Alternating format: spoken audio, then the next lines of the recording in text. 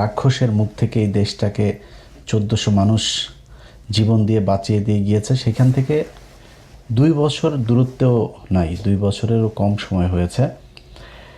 সেখানে দাঁড়িয়ে আপনারা যেটা করছেন, আপনারা এখন গুপ্ত সুপ্ত নিয়ে নিজেদের ভেতরে কামড়াকামড়ি করছেন, লুটপাট, তারপরে নিজেদের ভেতরে মারামারি যা আছে, বিএনপির ভেতরে বিএনপির জামাতের সাথে নানান ধরনের দ্বন্দ্ব এখন চলছে। অথচ কয়েকদিন আগে আপনারা একসাথে মার খেয়েছেন, একসাথে গুম হয়েছেন, একসাথে রিমান্ডে গিয়েছেন, একসাথে জেলখানায় থেকেছেন, একসাথে মশারি নিয়ে ধান খেতে ঘুমিয়েছেন। আপনারা সেটা ভুলে গিয়েছেন। অথচ আমরা যে কত ভয়ঙ্কর একটা পরিস্থিতির ভেতরে, কত বিপজ্জনক জায়গার ভেতরে এই দেশটা দাঁড়িয়ে আছে, এটা আপনাদেরকে অনুমান করার, বিবেক বুদ্ধি দিয়ে চিন্তা করার সেই শক্তি বোধহয় আল্লাহ আপনাদের দেয় নাই।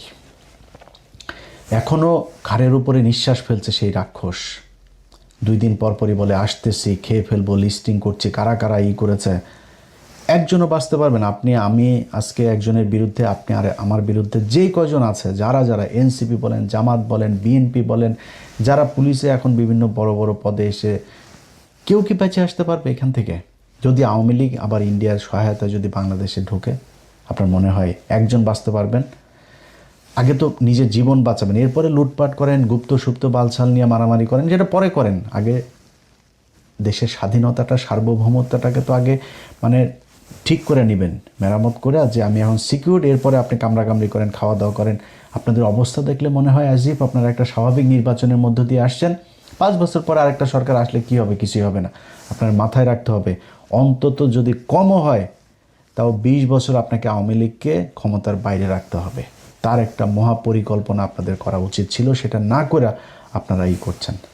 আজকে যে বিষয়টা আপনাদেরকে বলবো, এটা বললে বুঝতে পারবেন যে কত ভয়ঙ্কর জায়গায়, কত বিপজ্জনক জায়গায় তারেক রহমানের জীবন, আপনাদের জীবন, আমাদের জীবন দাঁড়িয়ে আছে। তাহলে বুঝতে পারবেন।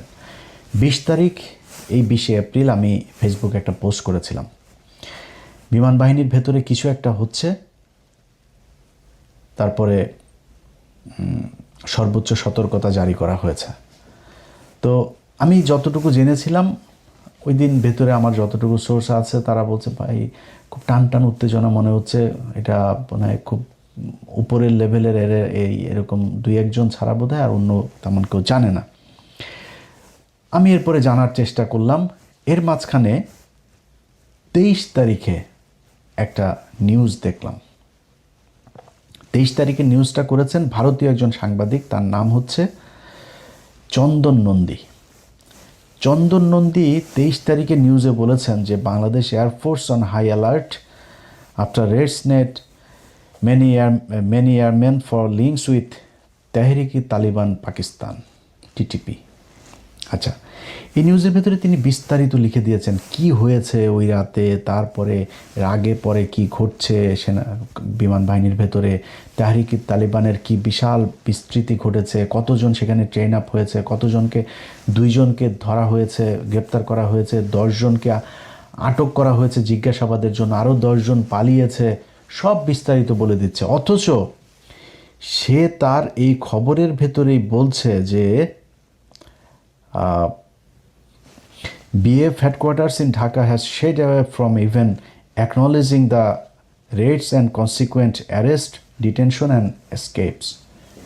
মানে ওর খবর, ওর এটার ভিতরে আপনারা নর্থ ওয়েস্টের ওই পোর্টালে গেলে তারপরে দেখতে পারবেন, ওর খবরের ভেতরেই বলছে যে BF হেডকোয়ার্টার্স, মানে বাংলাদেশ এয়ারফোর্সের হেডকোয়ার্টার্স, এই ঘটনা নিয়ে শেড অ্যাওয়ে, তারা অ্যাকনোলেজিংও করছে না অ্যাবাউট কোনটা, অ্যারেস্ট, ডিটেনশন এবং এসকেপ।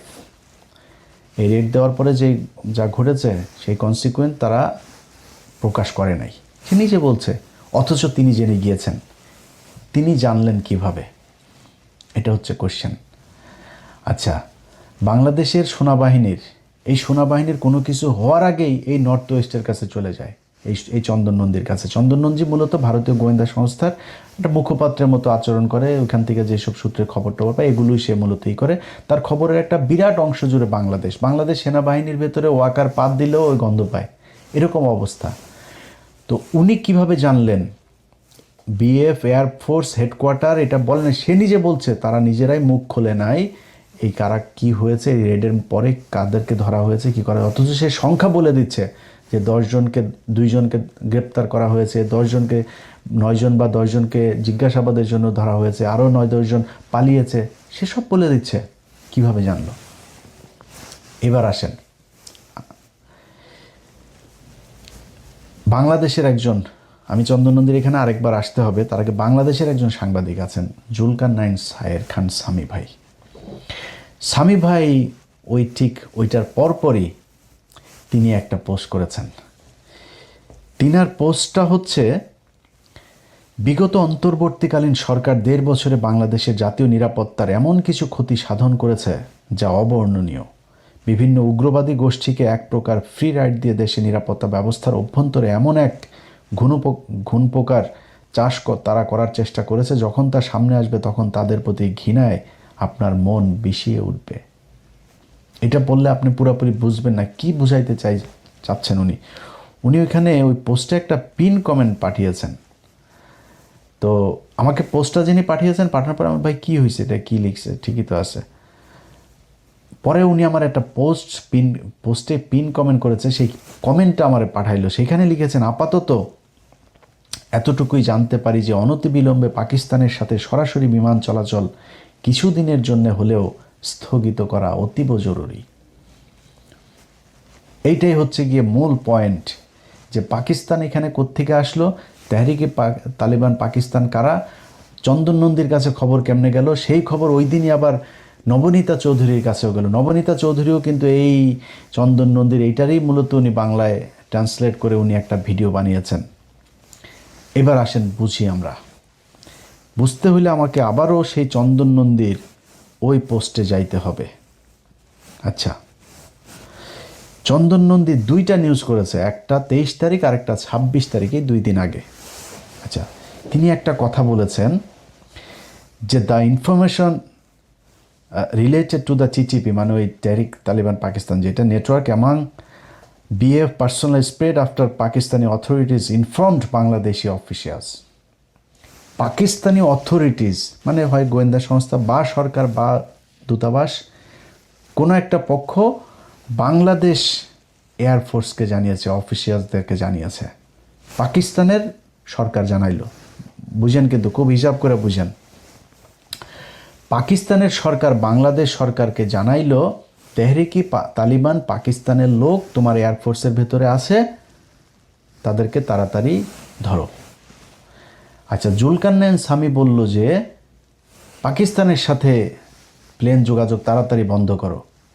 আচ্ছা, পাকিস্তান থেকে তাহরিকে তালিবানের পাকিস্তানরা তাহলে বাংলাদেশে যে এয়ারপোর্ট এটা বন্ধ করার মানে কি? মানে হচ্ছে যে বন্ধ করলে এই যে ডিরেক্ট ফ্লাইটে তাড়াতাড়ি সব তাহরিকে তালিবান পাকিস্তানের লোকজন বাংলাদেশে আসতেছে, এই জন্য উনি চান তাড়াতাড়ি পাকিস্তানের সাথে বিমান যোগাযোগ বন্ধ হোক।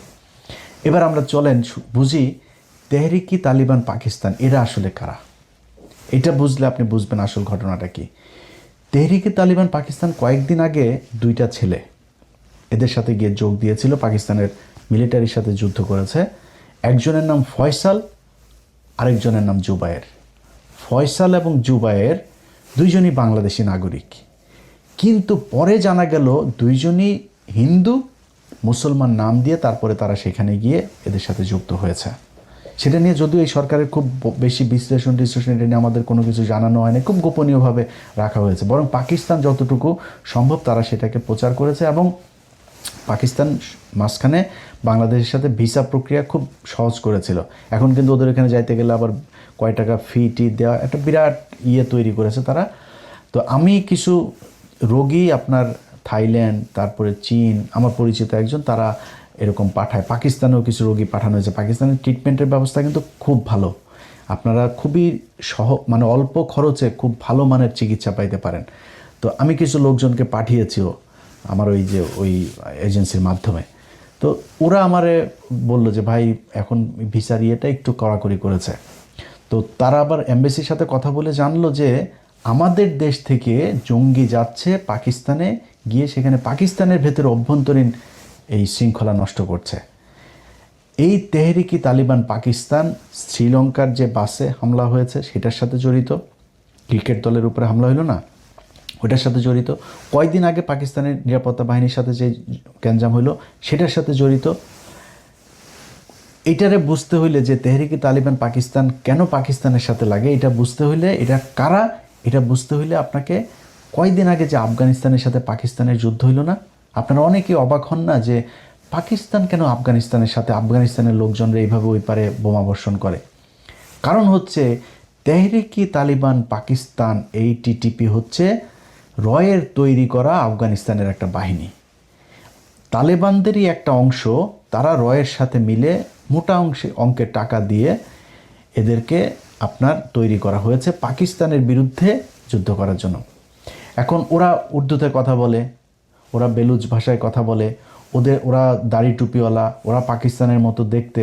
ওরা আমেরিকার সাথে আফগানিস্তানের যুদ্ধ শুরুর পর থেকে 20 বছর ধরে প্রায় 10 লক্ষ আফগানি পাকিস্তানিরা জায়গা দিয়েছে। তাদের এখন ওইখানে দোকানপাট আছে, তারা এখানে থাকে খায়। পাকিস্তান তাদেরকে নাগরিকত্ব দিয়েছে, কিচ্ছু বলে না। ওদেরকে দিয়ে পাকিস্তানের বিরুদ্ধে যুদ্ধ করাইতে খুব সুবিধা হয়। এই জন্য এদেরকে ট্রেন আপ করেছে, করে তারপরে তাদের সাথে যুদ্ধ করায়। আপনারা এই পর্যায়ে এইটুকু বুঝেন যে তেহরিকি তালেবান পাকিস্তান টিটিপি হচ্ছে পাকিস্তানের রাষ্ট্রের বিরোধী একটা জঙ্গি সংগঠন। এই যে মাঝে মধ্যে বোমা টোমা ফুটাটাই এরা ফুটায়, এরা ওদের বিরোধী। যেই কারণে পাকিস্তানের সরকার বাংলাদেশ সরকারকে বলেছে যে তোমরা তাড়াতাড়ি তৎপর হও, এই তেহরিকি তালিবান পাকিস্তান এটা রয়ের সংগঠন, এরা তোমাদের ভেতরে ঢুকেছে। এইবার কোশ্চেন হচ্ছে তেহরিকি তালিবান পাকিস্তান বানাইলো পাকিস্তানের সাথে যুদ্ধ করার জন্য পাকিস্তানের ভেতরে, কিন্তু আমাদের দেশে কেন পাঠিয়েছে? এইটা হচ্ছে গিয়ে মূল বিষয়। এইটা বুঝতে পারবেন যে আপনি কত বিপদে আছেন, আপনার তারেক রহমান কত বিপজ্জনক জায়গায় দাঁড়িয়ে আছে, আমার পুরো দেশের সার্বভৌমত্ব কতটা বিপজ্জনক জায়গায় দাঁড়িয়ে আছে। বাংলাদেশের এই এয়ারফোর্সের ভেতরে তাদের এইটা ঢুকানোর পেছনে গেল 6 মাস ধরে তারা কাজ করছে। আপনারা এই ওর আর্টিকেলটা পড়লেই সব দেখতে পারবেন। সেখানে 6 মাসেরও বেশি সময় ধরে তারা কাজ করছে। আপনার জহুরুল ইসলাম যে এয়ারবেজ আছে চিটাগাংয়ে, সেখানে মসজিদের ইমামকে এই তেহরিকি তালিবান পাকিস্তানের একজন এজেন্টকে ঢোকানো হয়েছে। মসজিদের ইমাম সে। এখন বাংলাদেশকে কেন টার্গেট করা হলো সেটা বুঝতে কয়েকদিন আগে ভারতের আরেকজন সাংবাদিক আর একজন সেনাবাহিনীর কর্মকর্তা, রিটায়ার্ড একজন কর্মকর্তা, দুইজন একটা কথা বলেছিল যে তারেক রহমান ভারতের সাথে যে কথা দিয়ে বাংলাদেশে ঢুকেছিল লন্ডন থেকে, সেই কথা তারেক রহমান শুনছেন না। এটা কিন্তু সত্যি কথা। তারেক রহমান ভারতের সাথে তার একটা মিটিং হয়েছে, একটা না একাধিক মিটিং হয়েছে তার, এবং সেখানে সে এই কথাগুলো বলে এসেছে যে হ্যাঁ আমরা তোমার কথা শুনবো। এখন আপনি বলবেন তারেক রহমান কি এই তাহলে খারাপ কাজ করেছে, এটা মানবেন না? তারেক রহমান খারাপ কাজ করে নাই। এর কারণ হইল গিয়া খালেদা জিয়া যখন 111 সরকারের সময় জেলে ছিল,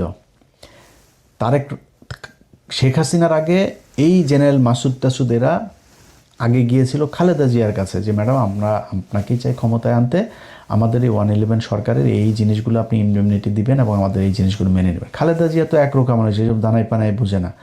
বলছে যে তোমার কাজ ক্যান্টনমেন্টে, তুমি এখানে রাজনীতি করতে আসছো কেন? এটা তোমার কাজ, যাও বেরো, একদম স্ট্রেট কার্ড বের করে। এগুলো আপনার এই যে প্রণব মুখার্জির বইতেও লেখা আছে। খালেদা জিয়া মানে নেই, না মানাতে কী হয়েছে, 111 পুরো ক্রেডিট উপভোগ করেছে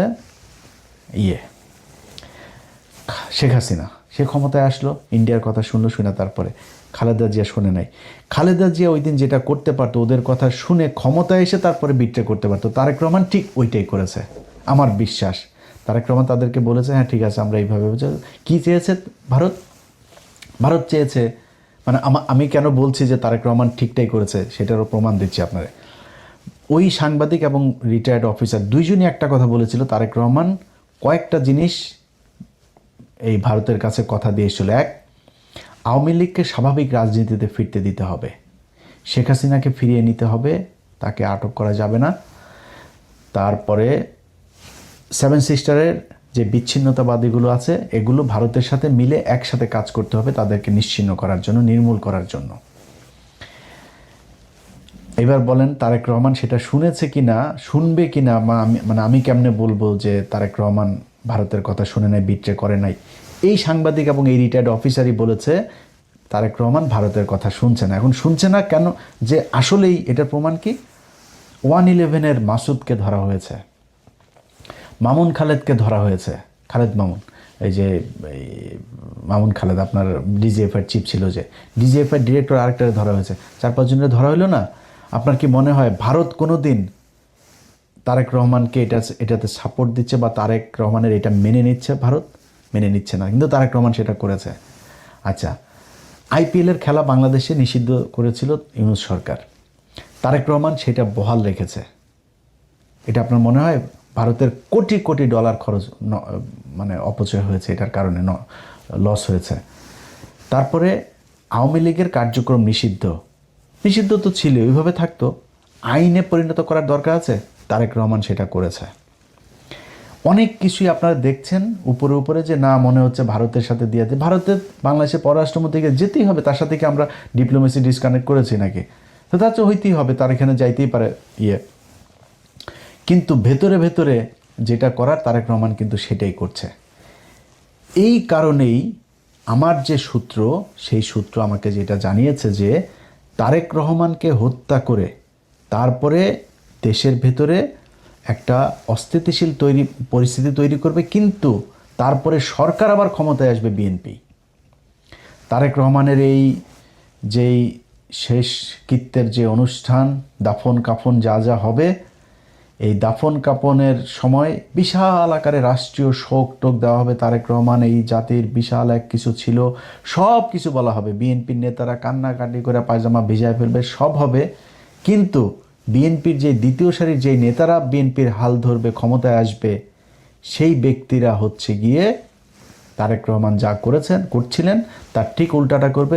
যেটা বলবে সেটাই করবেন, এই পরিকল্পনা নিয়ে তারপরে তারা আগাচ্ছিলেন সেনাবাহিনীর ভেতরে একটা কু করার জন্য।